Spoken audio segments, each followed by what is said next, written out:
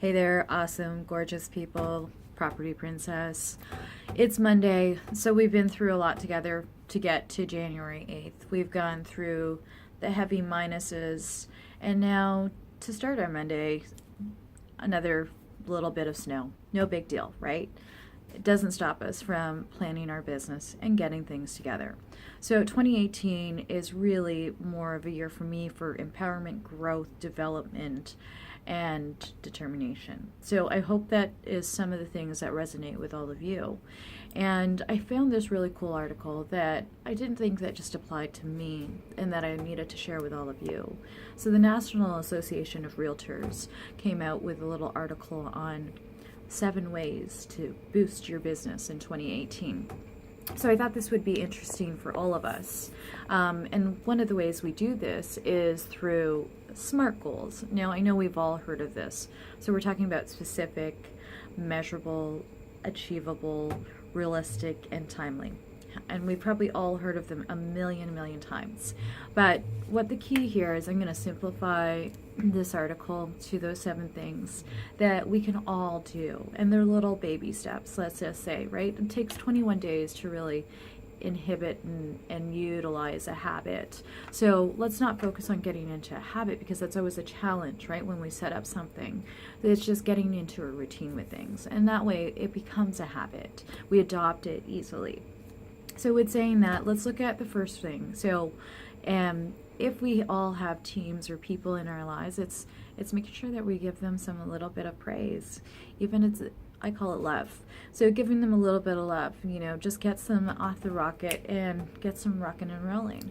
And we all need that once in a while, especially on days like today, right? So that's one thing.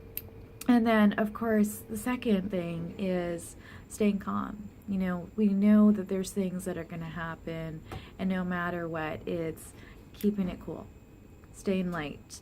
So that's the second thing. And the third is regarding checking their email. So they're saying don't check your email in the mornings. So I don't believe that. I actually believe that, it's a process. So you could check it in the morning. Maybe you won't schedule it to check it again until, let's say, 12 o'clock in the afternoon or 1 o'clock in the afternoon. So you give yourself a little more time slots, because let's be honest, the hardest thing in the world to do is put away our phones, right?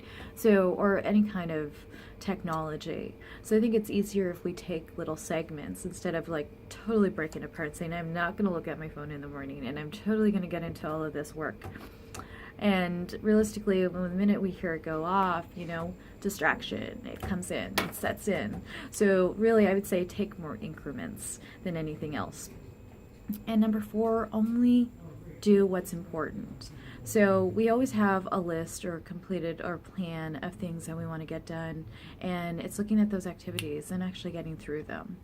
Number 5, make all distractions go away. The famous word what we just finished talking about. So distractions are always a challenge, right? And sometimes we always let our emotions take over and get in. And we got to recognize when the emotion is creeping in, so we can set off and say, you know what, not right now. Or what we really have to do is say, okay, if something does come up, I'm going to take this, I'm going to put it aside over here, but I need to finish this, and then I'll get to that.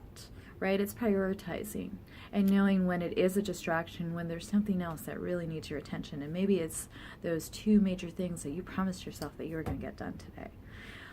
Number 6, create a consistent routine. So we also talked about this one too. So instead of getting into habit, get into a routine. So 8-2 rule, right? You pick 10 things that you're going to do each day. And out of those 10 things, there's 2 that you're going to make sure that you do every single day. And it could be prospecting, as an example, or something along those lines. But whatever it is, pick those 2 things, get into a routine, do it on a daily basis, and see what happens. And lastly, define tomorrow's 1 or 2 priorities or goals the night before.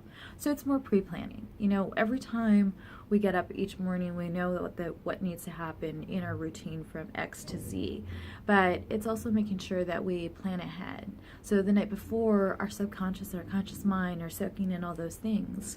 At least if we already know that it's set up for us, then it's just kind of easier to flow with. And that's where we kind of want to be. It's that we're flowing with everything and everything is aligning with us.